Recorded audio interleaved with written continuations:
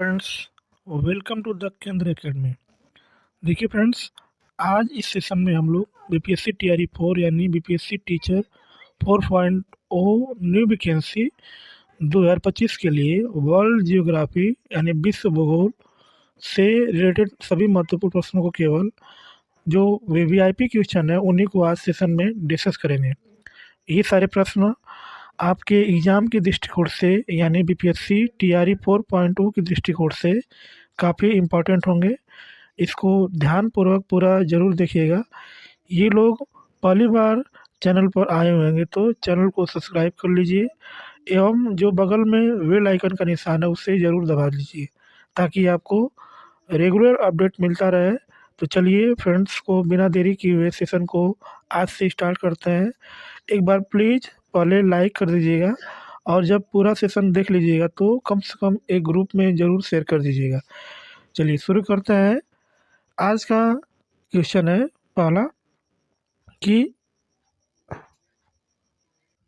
चलिए फ्रेंड्स, प्रश्न दिया है पहला, पृथ्वी एवं सूर्य के बीच की अधिकतम दूरी होती है। तो पृथ्वी एवं सूर्य के बीच अधिकतम दूरी कब होती है? तो ऑप्शन ए अपसौर में, ऑप्शन बी उपसौर में, ऑप्शन सी ग्रीष्म संक्रांति में, ऑप्शन डी उपयुक्त में से एक से अधिक, ऑप्शन ई उपयुक्त में से कोई नहीं। इसका जो राइट होगा फ्रेंड्स, इसका जो राइट ऑप्शन होगा फ्रेंड्स अपसौर। अपसौर में जो होता है पृथ्वी और सूर्य के बीच की दूरी अधिकतम दूरी होती है और ये कब होता है? तो ये फ्रेंड्स 4 जुलाई को होता है। इसमें कब न्यूनतम दूरी होती है तो उसको हम लोग उपसौर बोलते हैं और उपसौर कब होता है?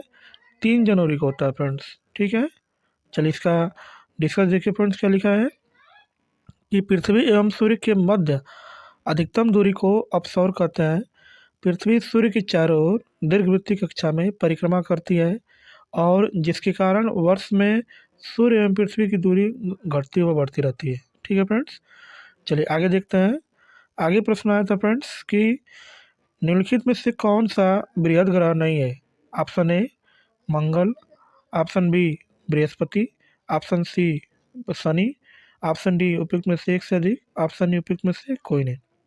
इसका फ्रेंड्स जो राइट आंसर होगा ऑप्शन नंबर ए, जो मंगल हमारा होता है वो बृहद ग्रह में नहीं आता है। ठीक है, चलिए तो इसका डिस्कस देखिए फ्रेंड्स क्या लिखा है कि सौरमंडल में आकार में बड़े से छोटे क्रम के आधार पर 4 बड़े ग्रह बृहस्पति, शनि, अरुण व अरुण, जबकि मंगल ग्रह आकार में 7वां बड़ा ग्रह है।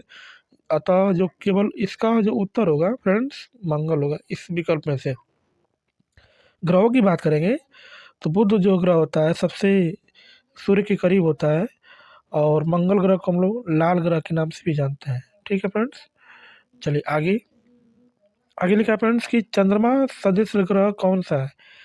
कि चंद्रमा के समान दिखने वाला ग्रह कौन सा है? ऑप्शन ए मंगल, ऑप्शन बी बुध, ऑप्शन सी पृथ्वी, ऑप्शन डी उपयुक्त में से एक से अधिक, ऑप्शन डी उपयुक्त में से कोई नहीं।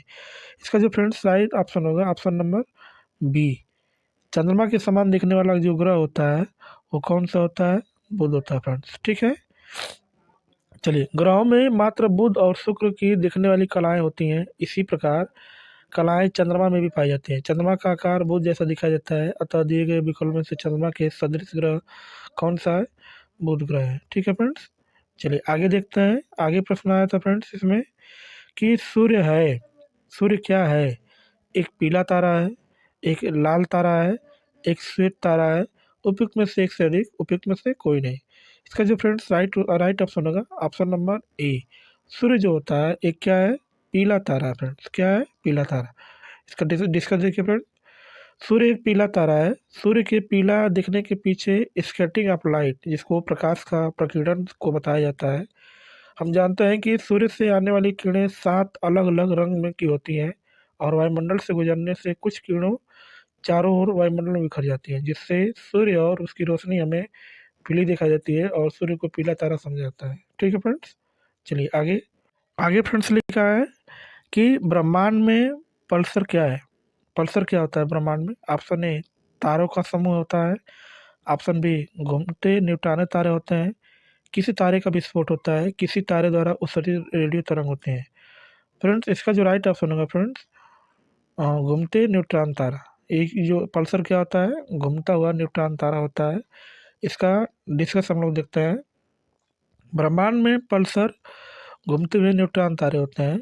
1.4 ms को चंद्रशेखा सीमा कहते हैं। इससे अधिक द्रव्यमान होने पर मुक्त रूप से घूमते इलेक्ट्रॉन अत्यधिक वेग के कारण नाभिक को छोड़कर बाहर चले जाते हैं तथा न्यूट्रॉन बचे रह जाते हैं। इसी अवस्था को न्यूट्रॉन तारा या पल्सर कहते हैं। न्यूट्रॉन तारा भी असीमित समय तक सिकुड़ता हुआ चला जाता है, अर्थात न्यूट्रॉन तारे में अत्यधिक परिणाम में द्रव्यमान अंततः एक ही बिंदु पर संकेंद्रित हो जाता है। ऐसे असीमित घनत्व की द्रव्य मुक्त पिंड को कृष्ण छिद्र या ब्लैक होल कहते हैं। क्या कहते हैं? Black hole. ठीक है फ्रेंड्स, चलिए आगे देखते हैं फ्रेंड्स क्या आया था प्रश्न कि आकार व माप में समानता के कारण किस ग्रह को पृथ्वी का जुड़वा ग्रह कहते हैं? ऑप्शन ए मंगल, ऑप्शन बी बृहस्पति, ऑप्शन सी शुक्र, ऑप्शन डी उपयुक्त में से एक से अधिक, ऑप्शन ई उपयुक्त में से कोई नहीं। फ्रेंड्स, इसका जो राइट ऑप्शन होगा फ्रेंड्स शुक्र। शुक्र को हम लोग जो है पृथ्वी का जुड़वा ग्रह कहते हैं, पृथ्वी का भगनी ग्रह के नाम से जानते हैं। इसको शुक्र को जो है सांझ एवं भोर का तारा भी कहते हैं फ्रेंड्स। ठीक है, आकार व माप में समानता के कारण शुक्र ग्रह को पृथ्वी की जुड़वा ग्रह माना जाता है। इसे सांझ का तारा या भोर का तारा भी कहा जाता है। शुक्र के वायुमंडल में कार्बन डाइऑक्साइड की उपस्थिति 90 से 95% तक है। शुक्र और बुध ग्रह के कोई उपग्रह नहीं होता है और यह ग्रहों की सामान्य दिशा के विपरीत सूर्य के से पूर्व पश्चिम दिशा में क्या करता है?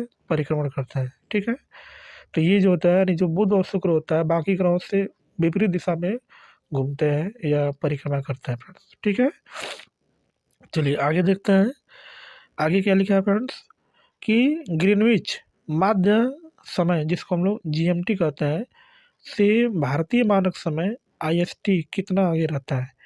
5.5 घंटा, 6 घंटा, 5 घंटा, उपयुक्त में से एक से अधिक, उपयुक्त में से कोई नहीं। फ्रेंड्स, इसका जो राइट ऑप्शन होगा फ्रेंड्स 5.5 घंटा। 5.5 घंटा क्या होता है? ग्रीनविच जो होता है आईएसटी से क्या है? आगे है। ठीक है, ग्रीनविच माध्य समय में भारतीय मानक समय 5.5 घंटा आगे है। भारत के मानक समय का निर्धारण 82 डिग्री या 82 से 1/2 डिग्री पूर्व से ज्ञात किया जाता है। ठीक है, 82.5 डिग्री उसको बोल सकते हैं। ठीक है, चलिए आगे। आगे लिखा है फ्रेंड्स कि विषुवतीय व्यास ध्रुवीय व्यास से कितना अधिक है? Option A 43 kilometre, option B 36 kilometre, option C 49 kilometre, option D उपयुक्त में से एक से अधिक, ऑप्शन ए उपयुक्त में से कोई नहीं फ्रेंड्स। ठीक है, इसका जो राइट ऑप्शन होगा फ्रेंड्स ऑप्शन नंबर ए 43 किलोमीटर। कैसे होगा देखिए, पृथ्वी का भूमध्य रेखीय व्यास विषुवत व्यास लगभग 12,756 किलोमीटर, जबकि ध्रुवीय व्यास 12,713.6 किलोमीटर है। अतः स्पष्ट है कि विषुवतीय व्यास ध्रुवीय व्यास से लगभग 43 किलोमीटर क्या है? अधिक है फ्रेंड्स। ठीक है, चलिए आगे देखते हैं फ्रेंड्स क्या लिखा है कि ग्लोब पर 1 डिग्री के अंतराल पर खींची गई अक्षांश रेखाएं हैं। Option A 180 degree, option B 178, option C 189, option D उपयुक्त में से कोई नहीं फ्रेंड।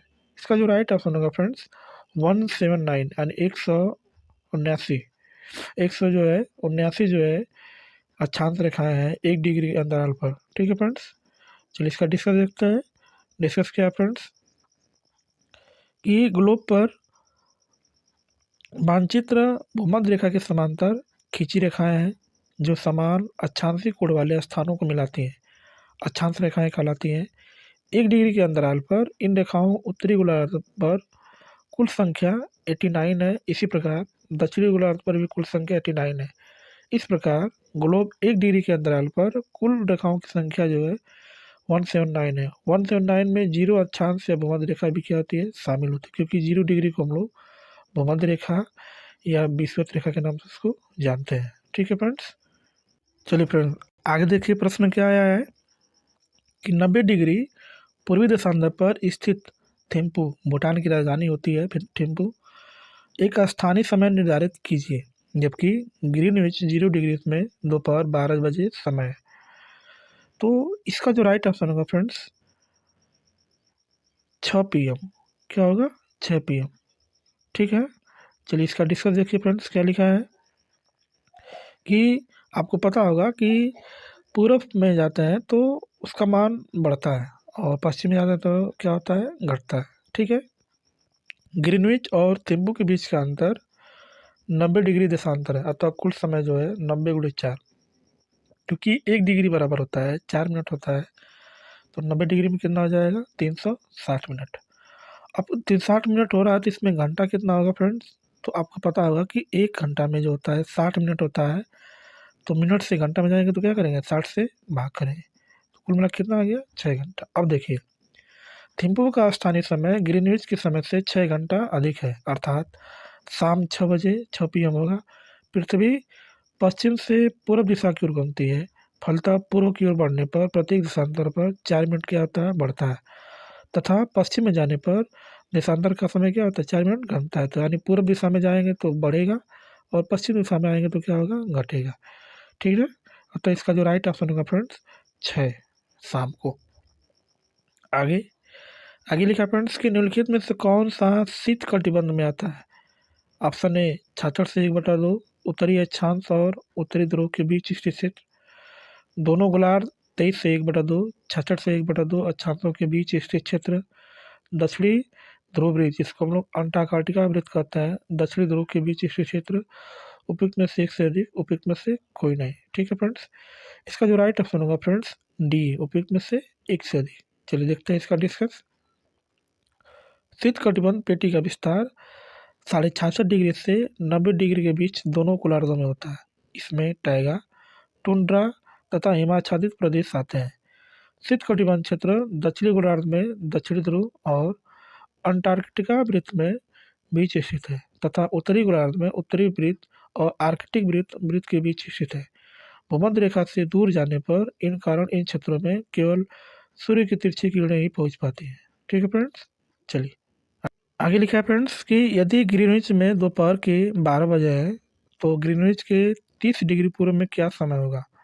दोपहर में कितना बजा है, 12, तो पूर्व दिशा में पहुंच रहा है, तो पूर्व दिशा में जाने पर समय क्या होता है, बढ़ता है। ऑप्शन ए दोपहर 2 बजे, ऑप्शन बी दोपहर 1 बजे, ऑप्शन सी दोपहर 10 बजे, ऑप्शन डी उपयुक्त में से एक से अधिक, ऑप्शन ई उपयुक्त में से कोई नहीं। फ्रेंड्स इसका जो राइट ऑप्शन होगा friends option number A, option number ए।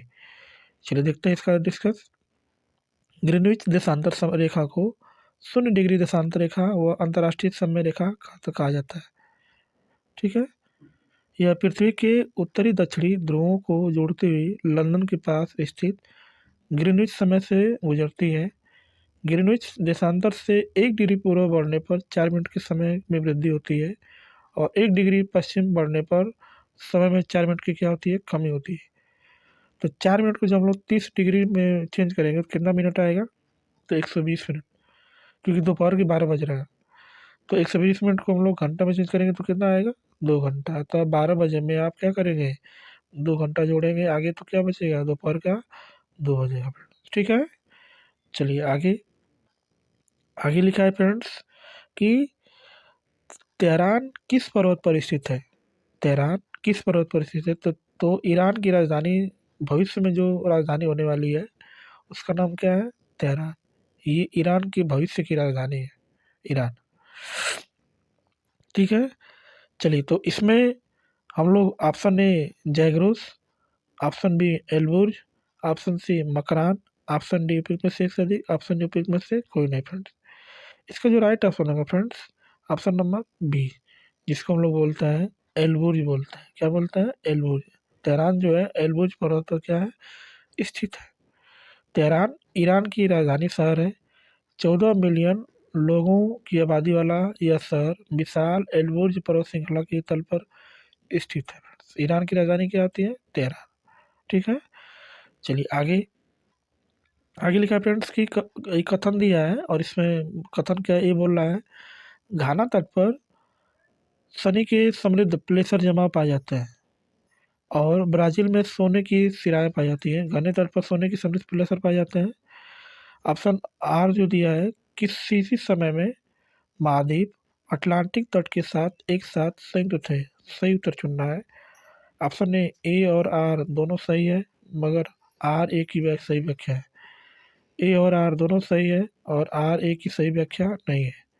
ठीक है। ऑप्शन सी क्या है, ए गलत है, आर सही है। ए सही है परंतु आर गलत है, ठीक है। इसका जो राइट ऑप्शन होगा friends, option number A. Option number क्या है, ए हमारा क्या है, सही है। ए और आर दोनों सही है, आर एक ही क्या करता है, सही व्याख्या करता है, ठीक है। घाना तट पर सोने के समृद्ध प्लेसर जमाव पाए जाते हैं और ब्राज़ील में सोने की सिराएँ पाई जाती हैं। इससे यह प्रमाणित होता है कि किसी समय में महाद्वीप अटलांटिक तट के एक साथ संयुक्त थे, ठीक है। चलिए आगे। आगे लिखा है कि यूएई के रियासती राज्य हैं। Option A Abu Dhabi, Dubai, Sharjah, Ajman, Al Ain, Fujairah, Ras Al Khaimah. Dubai, Sharjah, Ajman, Jeddah, Kuwait, Bahrain, Al Ain, ठीक है। Option number C, Al Ain, Fujairah, Ras Al Khaimah, Riyadh, Dammam, Taif, Dubai. Sharjah, Abu Dhabi, Ajman, Fujairah, Dubai, Bahrain और Kuwait. इसका जो right option होगा friends, option number A. Option number A क्या है, सही। इसका डिस्कस देखिए।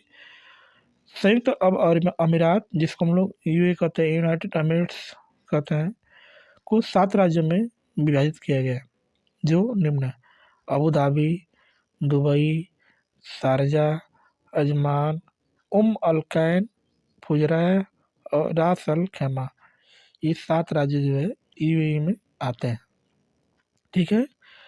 चलिए आगे डिस्कस देखिए फ्रेंड्स, क्या लिखा है कि निम्नलिखित क्षेत्रों में से किसमें किसकी न्यून हिम रेखा है। ऑप्शन ए भूमध्य रेखीय क्षेत्र की, ऑप्शन बी हिमालयी क्षेत्र की, ऑप्शन सी अल्प्स क्षेत्र की।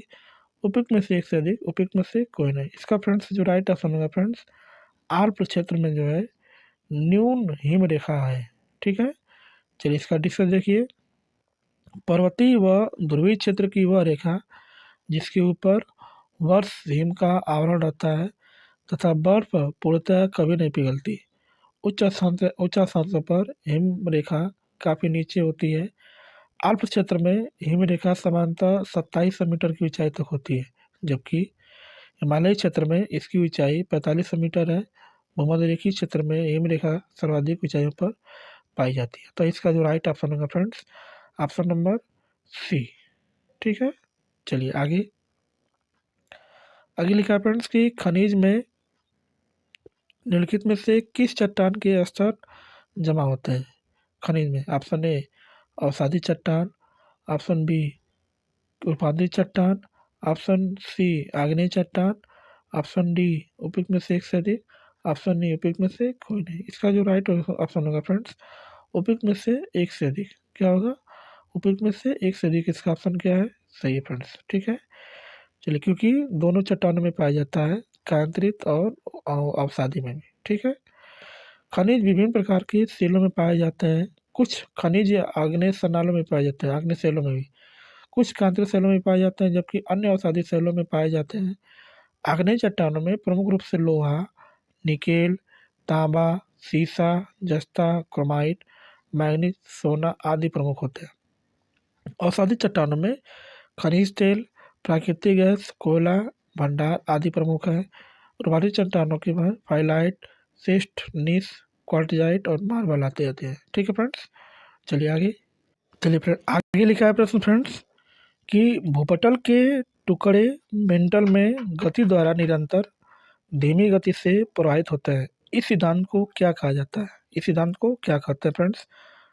ऑप्शन ए महाद्वीपीय बहाव सिद्धांत, ऑप्शन बी पेंजिया सिद्धांत, ऑप्शन सी प्लेट टेक्टोनिक सिद्धांत, प्लेट सीमा सिद्धांत। इसका जो राइट ऑप्शन होगा फ्रेंड्स, प्लेट टेक्टोनिक सिद्धांत हम लोग उसको कहते हैं, ठीक है। चलिए इसका डिस्कस देखिए। बोतल के टुकड़े मेंटल में गति द्वारा निरंतर धीमी गति से प्रभावित होते हैं। इस सिद्धांत को प्लेट टेक्टोनिक सिद्धांत कहा जाता है, ठीक है। चलिए आगे।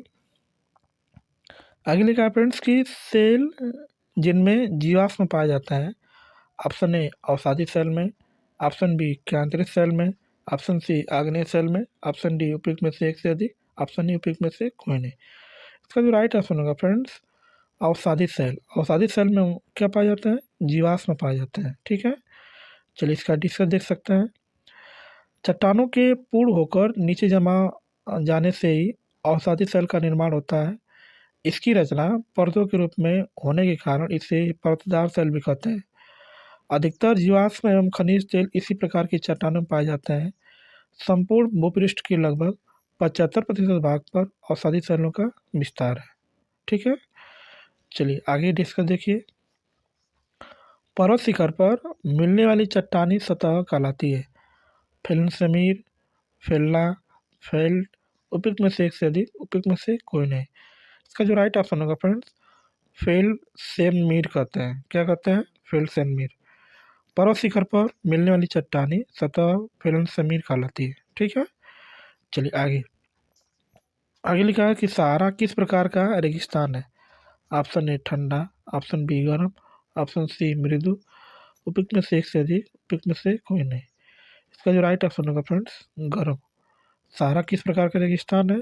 गर्म रेगिस्तान है। ठीक है, इसमें देखिए, सहारा दुनिया का सबसे बड़ा गर्म मरुस्थल है। यह अफ्रीका महाद्वीप के उत्तरी हिस्से में स्थित है। यह 10 अलग अलग देशों की सीमा से साझा करता है। यह पृथ्वी के कुल भू क्षेत्रफल का लगभग 8% भाग पर फैला हुआ है। इसका क्षेत्रफल 9.2 मिलियन वर्ग किलोमीटर है, जो अफ्रीका के 31% भाग को क्या करता है? कवर करता है। 31% भाग। ठीक है, चलिए आगे। आगे लिखा है फ्रेंड्स कि निम्नलिखित में से कौन सा युवा वलित पर्वत नहीं है? ऑप्शन ए अरावली पर्वत, ऑप्शन बी एंडीज पर्वत, option C Appalachian, option C D उपयुक्त में से एक से अधिक, ऑप्शन उपयुक्त में से कोई नहीं। ठीक है, इसका जो राइट ऑप्शन होगा फ्रेंड्स, ऑप्शन नंबर डी, उपयुक्त में से एक से अधिक। ठीक है, इसका डिस्कस देखिए फ्रेंड्स। उपयुक्त विकल्पों में से एंडीज पर्वत को छोड़कर अरावली व अपलेसियन दोनों ही युवा वलित पर्वत नहीं है। ये प्राचीन वलित मोड़दार पर्वत है। यूराल पर्वत, अरावली पर्वतमाला, अपलेसियन पुराने वलित पर्वत के उदाहरण है। जबकि चट्टानों में पृथ्वी की आंतरिक सत्ता के कारण मोड़ या वलन पड़ता है तो उसे वलित या मोड़दार पर्वत कहते हैं। ठीक है फ्रेंड्स, चलिए फ्रेंड्स, वीडियो को यहीं पे समाप्त करते हैं। यदि वीडियो आपको अच्छी लगी हो तो ग्रुप में शेयर जरूर करें, और यदि चैनल पर पहली बार विजिट करें तो चैनल को सब्सक्राइब करें, कमेंट करें, लाइक करें। इस वीडियो को पूरा देखने के लिए आपको बहुत बहुत धन्यवाद। Thank you so much.